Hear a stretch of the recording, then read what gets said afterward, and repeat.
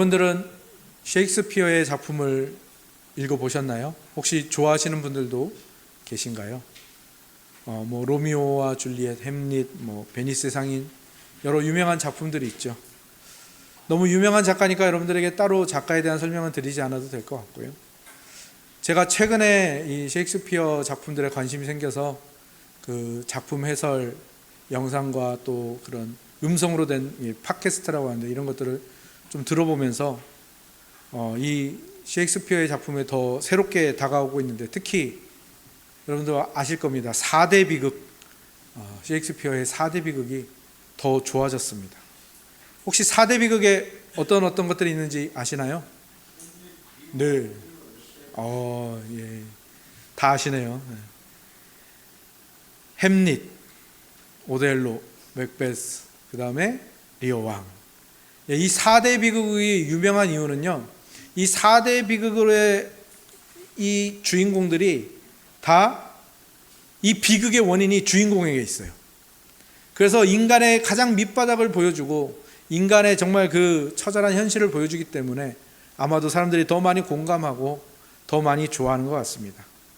햄릿은 그 우유부단함 때문에 비극에 이르고요, 오델로는 앞뒤 가리지 않는 질투심 때문에 비극에 이르고요, 맥베드는 탐욕 때문에, 리어 왕은 아부에 약하고 귀가 얇은 것 때문에 결국 스스로 엄청난 비극을 만들어내고요, 끔찍한 결말이 일어나죠. 그것들이 잘못된 사랑, 잘못된 욕심, 그것이 죽음, 살인을 만들고 그것이 또 다른 복수를 낳으면서 허망한 결말과 끔찍한 그 결말로 가지요. 그 사람들이 이 4대 비극을 보면서 다시 한번 그 만고불변의 진리를 깨닫는 거죠. 적은 외부에 있는 게 아니라 내부에 있다. 아무도 부정할 수 없는 진리죠. 사실 우리가 나누고 있는 이 디모데 전서도 에베소 교회의 목회를 담임하고 있는 이 디모데를 위해서 바울 사도가 선배 목회자로서 권면하는 서신서잖아요. 어떻게 교회를 지키고 어떻게 교우들을 목양할지 거기에 대한 권면들이 나옵니다. 왜 이 서신서를 썼냐면은 기독교가 여러 적들의 공격을 받고 있는 가운데 이 기독교를 변질시키려는 무리가 그 안에서 발생하고 있었기 때문입니다. 앞서서 말씀드린 대로 기독교의 가장 무서운 적이 외부에 있는 것처럼 보이지만 사실은 내부에 있다라는 거, 이것을 바울이 정확하게 짚고 그것을 경계하라고 디모데에게 이 서신서를 써서 보낸 것입니다. 왜 적이 내부에 있죠? 그리고 그 내부의 적이 왜 더 위험합니까? 그것은 분명합니다. 우리가 교회에 대한 이해를 이렇게 해야 됩니다. 교회는 의인들이 모인 곳이다, 천사들이 모인 곳이다, 이렇게 생각하시면 큰 코 다치십니다. 교회는요, 죄인들이 모인 곳이고요, 교회는요, 환자들이 모인 곳입니다.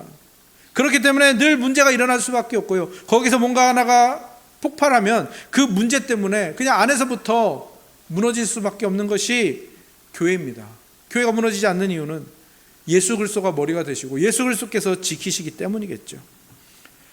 바울은 이것을 너무 잘합니다. 그래서 이 어린 목회자 디모데에게 이것을 분명히 말해주는 겁니다. 기독교인들조차, 교인들조차 죄악의 본성을 가지고 있기 때문에 복음을 받아들이는데 분명히 어려움은 있을 것이고, 그리고 그 안에 죄악된 본성 때문에 복음이 아닌 다른 것들을 받아들이기 시작하면서 내부에서부터 무너질 수 있으니 조심하라는 겁니다. 그것은 정말, 그리고 기독교 역사 가운데, 교회사 가운데 증명이 되었습니다. 교회사 가운데서도요, 외부의 공격 때문에 기독교가 망한 적은 없습니다. 교회가 망한 적은 없어요. 물론 건물은 무너질 수 있고 교인들은 흩어질 수 있죠. 하지만 그 기독교인들을 말살하지 못합니다.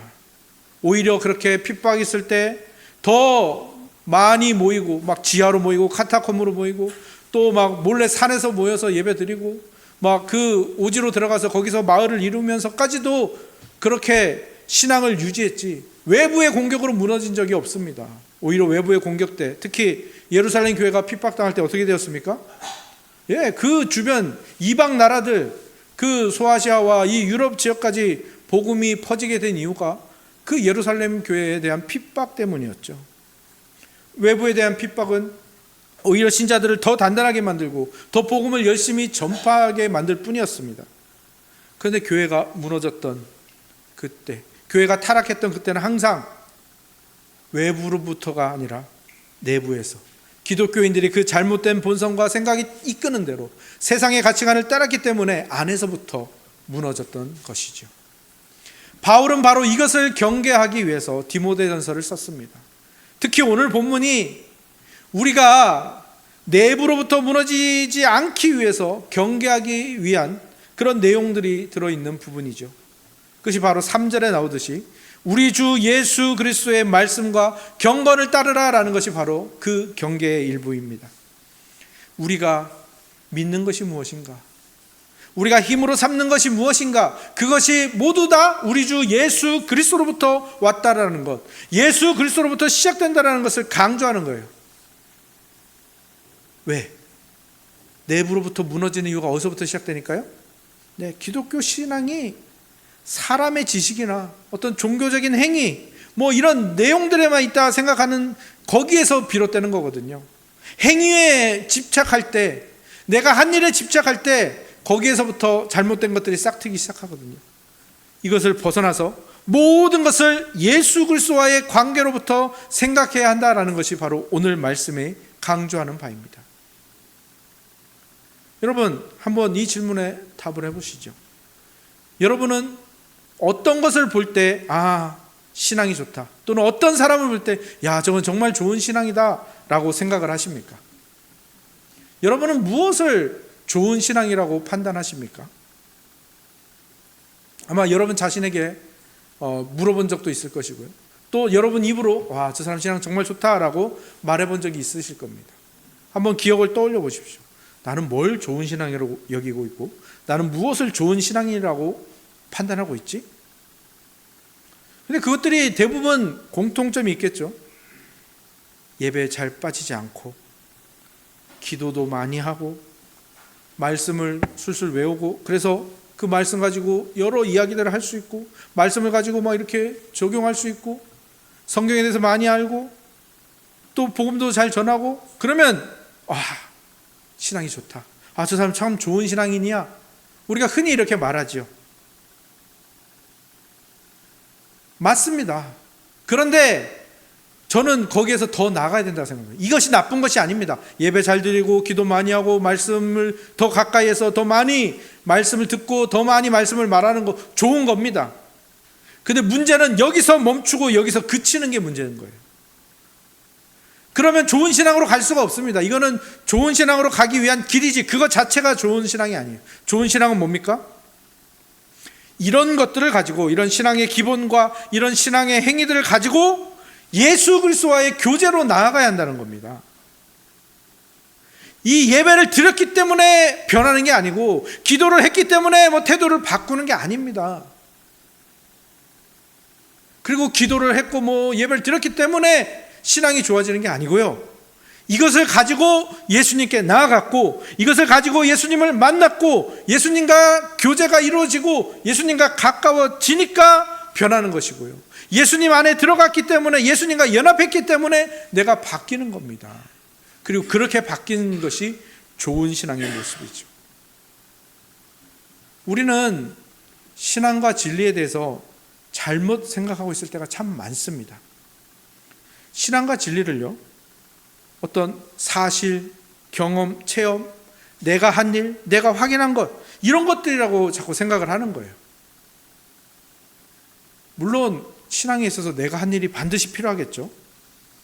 하지만 내가 한 모든 것이 예수님이랑 연결되고 예수님과의 교제로, 만남으로 연결되어야 비로소 신앙이라고 부를 수 있는 거예요.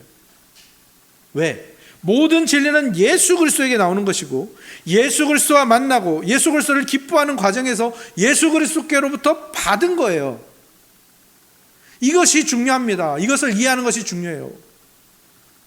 반대로 아무리 중요해 보이고, 아무리 좋은 것처럼 보이고, 아무리 유익해도 이것이 예수 그리스도와 연결이 되지 않았다면 이거는 분명히 말씀드립니다. 이건 신앙이 아닙니다. 이건 진리도 아닌 거예요. 그런데 이거를 구분하는 게 우리에게 너무 힘든 일입니다. 이걸 구분하고 구별하는 게 우리에게 너무 필요한 일인데 너무 어렵습니다. 왜 그렇죠? 우리는 본능적으로 내가 경험한 거, 내가 체험한 거, 내가 한 거, 이게 중요하거든요. 그리고 이론적이고 지식적이고 설명 가능한 거를 우리가 편하게 생각하거든요. 내가 하지 않은 것, 설명이 잘 안 되는 것, 잘 느껴지지 않는 것, 이런 것들은요, 우리가 자꾸 가치를 두지 않아요. 근데 한마디로 단호하게 말씀드릴 수 있는 것은 기독교 신앙은 오직 예수 그리스도와의 관계 안에만 있습니다. 그것이 없으면 어떤 귀한 것도 신앙이 아닙니다. 하나님이 우리의 아버지시고 그 우리의 아버지신 하나님이 예수 그리스도를 우리에게 보내주셨습니다. 근데 그 예수 그리스도가 우리의 창조주이시고 우리를 다스리는 분이시고 우리를 구원하신 분이고 우리를 심판하시는 분이다. 이걸 알았기 때문에, 예수님과 교제하면서 이걸 알아갔기 때문에 내 행동과 내 방향과 내 태도가 정해지고 바뀌고, 이게 신앙이죠. 그런데 그 모든 것은 잠깐 가만히 있어봐 해놓고 내 경험, 내가 이걸 했어, 내가 이걸 느꼈어, 우리는 자꾸 여기에다가 신앙을 가둬두는 거예요. 이 안에 하나님을 가둬두고 이 안에서 하나님을 판단하고 이 안에서 나를 판단하고 이 안에서 다른 사람을 판단하는 거, 이건요 정말 단호하게 말씀드립니다. 이거는 여러분이 지금 우상을 만든 겁니다. 이단을 만들어낸 거고요, 다른 신을 만들어낸 거예요. 심각한 일이죠. 그리고 이거를 잘못된 신앙이라고 부르는 겁니다. 그리고 사실 기독교 역사 내내, 교회사 내내 해온 영적 싸움의 정체가 바로 이거예요. 많은 신자들과 교회들이 예수님을 믿는 것, 요 행위, 내가 뭘 했어, 넌 뭘 했니 안 했니, 요걸로 신앙을 가져왔다고요. 그러다 보니까 이것 가지고 하나님, 내가 이만큼 했으니까 내 현실적인 필요 채워주셔야죠, 내 문제를 해결해 주셔야죠, 요 가난한 것 가지고 살아왔다는 겁니다. 이걸 진리로 삼고 그 다음에 다른 것들은 세상과 다 타협하는 거예요. 내가 이거 했으니까 이 정도는 허용해 주시겠지. 근데 놀랍게도 이렇게 가난하게 믿고 있는데 여기에 사람들이 몰려들었다라는 거예요. 이 부요하지만 설명이 잘 안 되는, 예수님과 교제해야 된다, 예수님과 인격적으로 만나야 된다, 여기는 사람이 모이지 않더라는 거예요. 여기로 모이더라는 거죠. 내 행위가 강조되고 뭘 했니 안 했니, 여기에 사람들이 더 많이 모였고, 그리고 여기에서 교회는 더 많이 타락했다는 거죠. 이게 기독교 역사에서 계속 반복되었던 일입니다. 그리고 이 일은 오늘날 우리에게도, 우리 교회에서도 얼마든지 일어날 수 있는 일이라는 것을 우리가 알아야 됩니다. 이 경각심을 가져야 됩니다. 이 경각심이 없잖아요. 그럼 우리는 영적 전쟁이 뭐와 싸우는지도 모르고 그냥 여기서 그냥 내가 지금 영적 전쟁이 지고 있는지도 모르면서 나는 신앙생활을 잘하고 있어, 난 좋은 신앙을 가졌어, 이러고 만족하고 있을 수 있다는 거예요. 교회는 여기서부터 망하는 겁니다. 꼭 기억하십시오. 예수님을 믿는다라는 건요, 예수님과 나 사이에 인격적인 교제가 있다는 거예요. 예수 그리스도가 곧 말씀이시잖아요. 그리고 성경의 모든 말씀은 예수님을 드러냅니다. 우리는 거기서 예수님을 만나는 거예요. 막 예수님 만나서 악수하고 예수님 만나서 인사하고 이걸 말하는 게 아니라 모든 말씀이 예수님을 가리키기 때문에 우리는 거기서 계속 예수님을 발견하는 거예요. 이게 예수님을 만나는 겁니다. 그래서 우리가 예배를 드린다, 성경을 배운다, 말씀을 듣는다, 설교를 듣는다, 복음을 듣는다, 이 모든 건 다 지금 뭐 하고 있는 겁니까? 예수님을 만나고 있는 거예요. 깜깜해서 어두워서 보이지 않던 예수님이 조금씩 보이는 거예요. 이게 중요한 겁니다. 근데 이게 잘 안 되지만 이게 중요한데, 이게 확실해지면요 여기서 모든 게 바뀌기 시작하는 거예요. 이게 오늘 본문이 말하고 있는 경건과 자족이 바로 이거예요. 경건이 뭡니까? 내 행위가 경건이 아니에요. 그 거룩하신 예수님을 만나는 게 경건이고요, 그 예수님을 만나서 내게서 나오지 않던 감사가 나오기 시작해요. 이게 자족입니다. 여러분, 한번 여러분의 신앙을 깊게 한번 생각해 보세요. 우리가 예수님을 믿는다고 말하는데 이게 예수님과 만나는 것으로 이어지지 않으면 어떻게 될까요? 그러면 여기에 중요한 게 뭐밖에 안 남습니까? 내가 무엇을 했느냐만 남아요. 했느냐 안 했느냐. 신학을 확인할 게 요거밖에 없어요. 그러니까 뭐가 두려워집니까? 남들 눈이 두려워지는 거예요. 쟤 저거 했나 안 했나? 내가 이걸 했나 안 했나? 저 사람이 보면서 판단하지 않을까? 이게 제일 중요해지는 거예요. 그러니까 신앙을 뭘로 이끌어갑니까? 두려움으로 이끌어가는 거예요. 두려움으로. 저 사람이 나한테 뭐라고 하면 어떡하지? 목사님이 나한테 뭐라고 하면 어떡하지? 그러니까 계속 뭘 강조해요? 나는 이걸 했다. 나는 이걸 했어요. 나는 이 정도는 했어요. 요걸 자꾸 강조해요. 근데 이게 잘 안 되잖아요. 그러면 그때부터 뭘 찾기 시작합니까? 나는 했는데 요거 못한 사람을 찾기 시작해요. 왜? 그래야 좀 안심이 되잖아요. 야, 나는 그래도 커트라인 안에 들었어. 나는 요 바운더리 안에 들은 거야. 너는 못 들었지. 나는 구원 받았어. 너는 구원 받았는지 안 받았는지 잘 모르겠어. 다시 확인해봐. 이렇게 가난한 신앙으로 간다고요.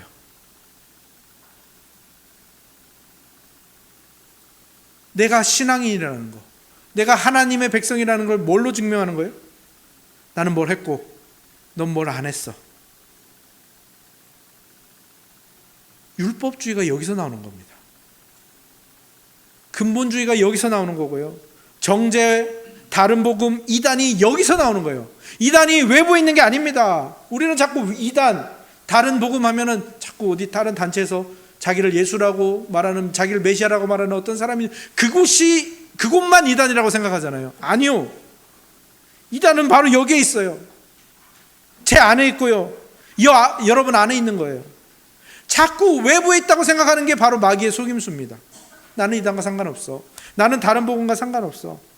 아니요. 예수님과의 만남, 인격적인 교제로 나아가지 못하게 하는 우리 안에 있는 모든 것이 이단이고요. 모든 것이 다른 복음인 겁니다. 반면에 모든 것을 예수님과의 관계로 가져가면 어떻게 될까요? 그렇게 되면요, 드디어 내가 한 것이 중요해지지 않기 시작해요.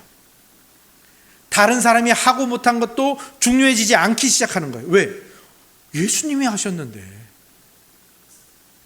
다른 사람들의 눈에 어떻게 보이냐도 중요하지 않아지기 시작해요. 왜? 예수님이 기뻐하시는 걸 찾기 시작하는데, 그게 기준이 되는 겁니다. 예수님이 어떻게 보실까? 그렇게 되면 어떻게 됩니까? 이제는 윤리적이고 도덕적인 판단도 내려놓기 시작하는 거예요. 이게 우리가 느껴야 될 참 자유입니다. 복음 안에서 발견해야 될 참 자유가 바로 여기 있는 거예요. 예수님이 나를 어떻게 보시지? 하나님이 나에게 뭐라고 말씀하실까? 이게 제일 중요해지는 거. 그렇게 되면 어떻게 됩니까? 모든 것에 감사하게 돼요. 거기에서 자족이라는 것이 나오는 거예요.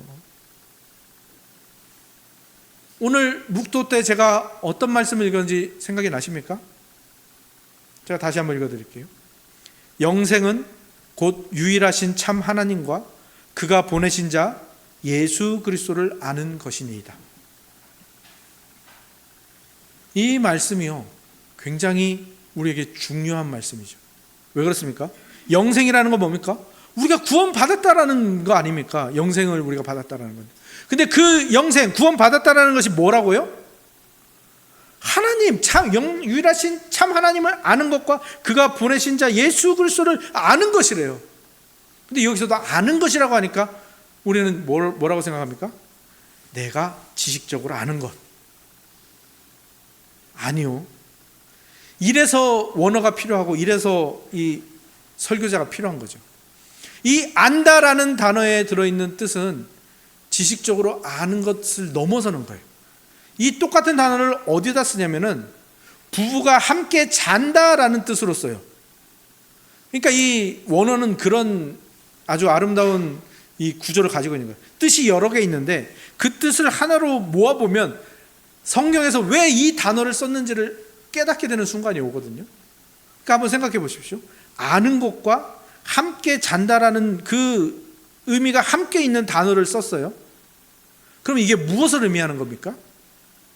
네, 지식으로 아는 게 아닌 거예요. 어떻게 아는 겁니까?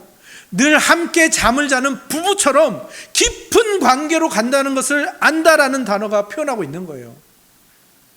부부는 서로를 어떻게 합니까? 나중에 눈빛만 봐도 안다고 그렇게 얘기를 하죠. 서로의 정말 말 그대로 볼 거 안 볼 거 다 본 사이 아닙니까? 그리고 다 내 보여줄 수 있는 사이 아닙니까?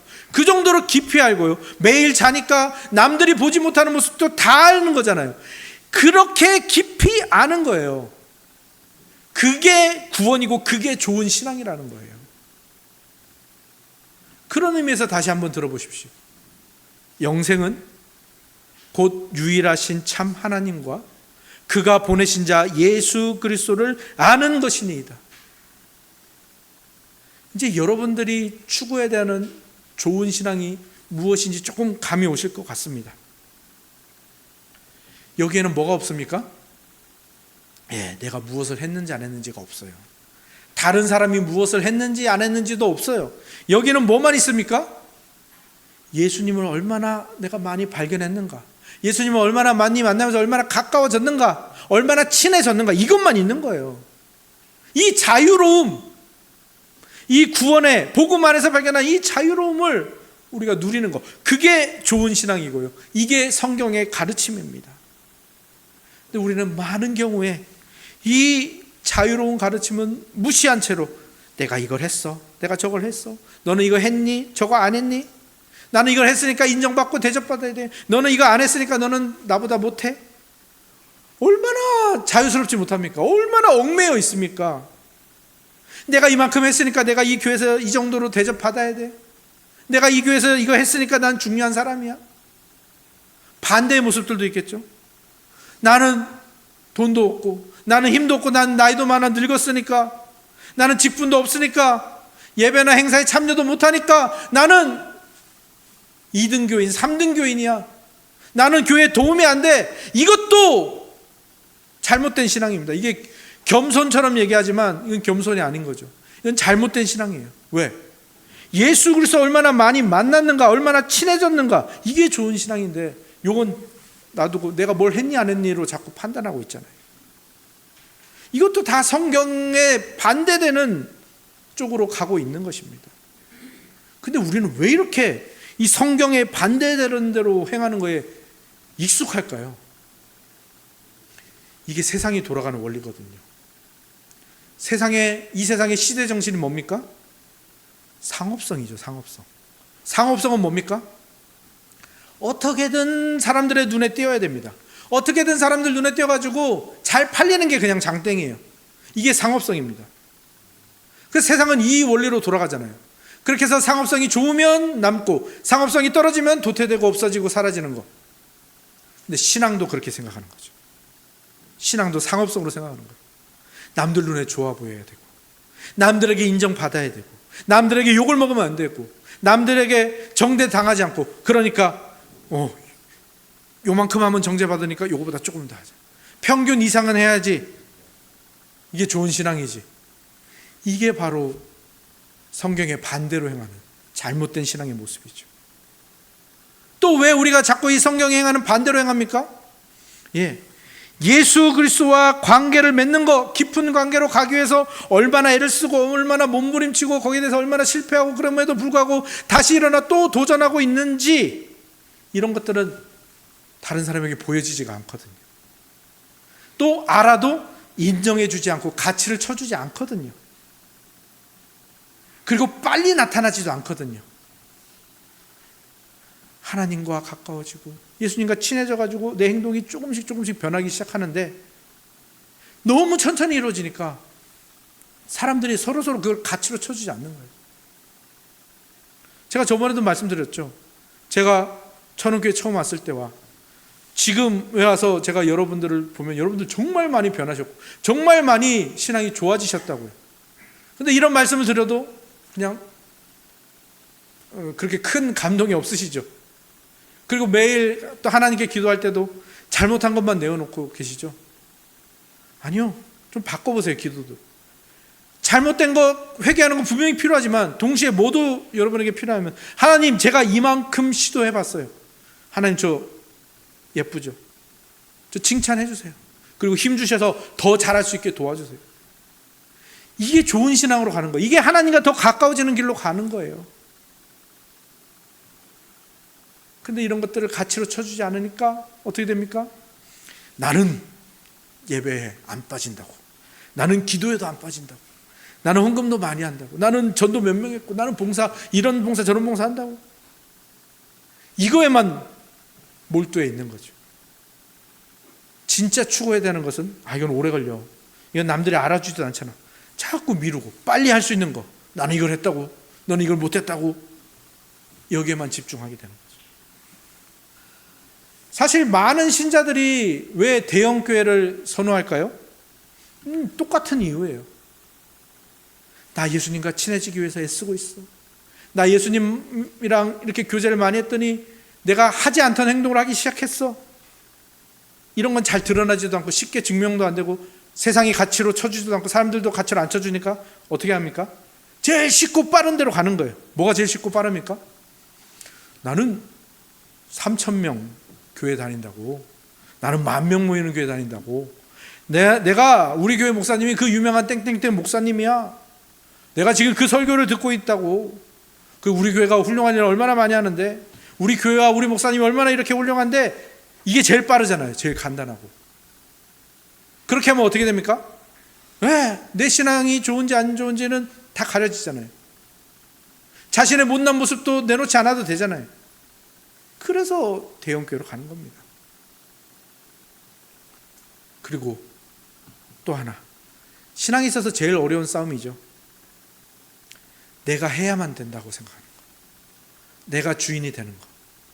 내가 경험하고, 내가 확인하고, 내가 있는 곳에서 이게 이루어져야 되고, 이게 안심이 되거든요. 그렇지 않습니까? 내가 아무것도 안 하고 있는데 하나님이 막 일하셔요. 나는 여기 빠졌는데 거기서 하나님이 막 은혜를 베풀고 계세요. 이게 여러분 두렵지 않습니까? 예전에 저도 이런 협박을 많이 받았어요. 누구에게? 목사님에게. 저희 아버지부터 시작해서. 예전에 많은 목사님들이 그렇게 성도들을 협박했습니다. 당신이 빠진 예배, 당신이 빠진 기도에 성령의 불이 내리면 어떻게 할 거야? 당신이 집회에 안 나오는데 그 집회에서 부흥이 일어나면 어떻게 할 거냐고. 물론 그 목사님들의 순수한 마음은 제가 다 이해를 합니다.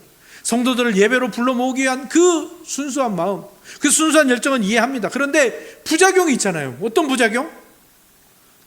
내가 있어야 되는구나. 내가 없는 곳에서 일어나면 안 되는구나.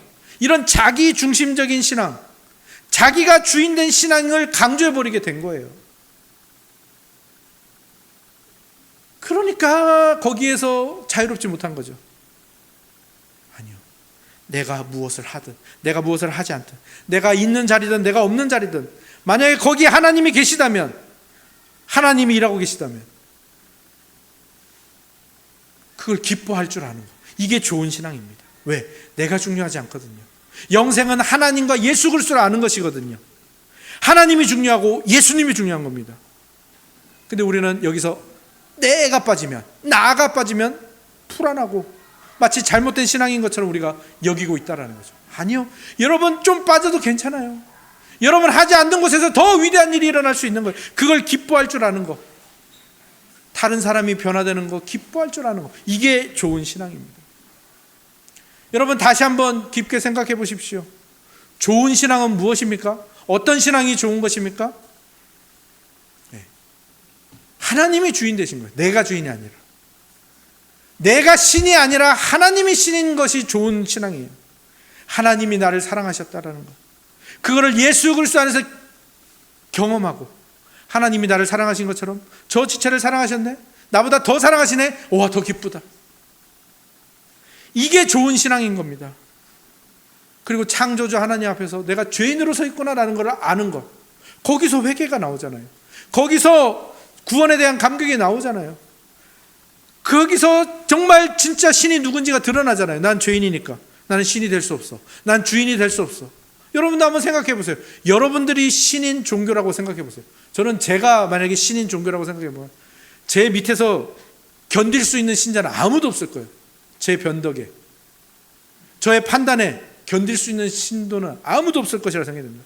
얼마나 감사합니까? 하나님이 그 은혜가 풍성하시고 그 자비가 풍성하신 하나님이 우리의 신이라는 거 얼마나 감사한 일입니까? 여기로 가는 게 좋은 신앙입니다. 오늘 우리는 성찬을 합니다. 성찬은 무엇입니까? 우리가 여기 지금 예배 드리러 나온 이 모든 이 축복이 우리가 한 게 아니라는 고백이에요. 예수님이 하셨습니다. 예수님이 몸을 찢기셨고요. 예수님이 피를 흘리시고 예수님이 생명을 우리에게 내어주신 거예요. 그래서 우리가 예배하게 되었다. 그래서 우리가 교회로 모이게 되었다. 이것을 고백하는 것이고요. 그것을 우리는 오늘 먹고 마시는 거예요. 우리가 말씀을 제가 선포했잖아요. 이거는 듣는 말씀이에요. 근데 그 말씀 중에서 여러분들이 예수님을 발견해야 되잖아요. 근데 그 발견이 우리가 힘들 때가 많잖아요. 우리의 처지와 우리의 못됨과 우리의 연약함으로. 그래서 예수님이 성찬을 우리에게 주셨어요. 성찬을 통해서 우리는 느끼는 거예요. 아, 내가 지금 예수님을 먹고 있다. 내가 예수님을 마시고 있다. 이거는 다 예수님을 만나는 거예요. 예수님이랑 영적으로 깊은 교제로 나아가는 거예요. 그리고 예수님을 힘으로 삼아서 살아가는 겁니다. 이 일에 우리가 한 일이 아무것도 없어요. 예수님이 찢기셨고 예수님이 피를 흘리셨어요. 예수님과 우리와의 인격적인 만남을 만나기 위해서, 다시 교제를 하기 위해서 예수님이 모든 걸 주셨다고요. 이제 우리는 이 성찬을 먹고 마심으로 예수님과의 교제로 나아갑니다. 예수님과 그만큼 더 친해지시는 거예요. 하나님과 그만큼 더 가까워지시는 거예요. 그리고 예수님만이 내 생명입니다. 예수님만이 내 주인이십니다. 그 고백이 점점 더 확실해지는 겁니다. 오늘 이 성찬을 통해서, 그 모든 것이 담겨있는 이 성찬이라는 아름다운 식사를 통해서 아름다운 그 고백과 좋은 신앙으로 나아가시기를 간절히 소망합니다. 아멘.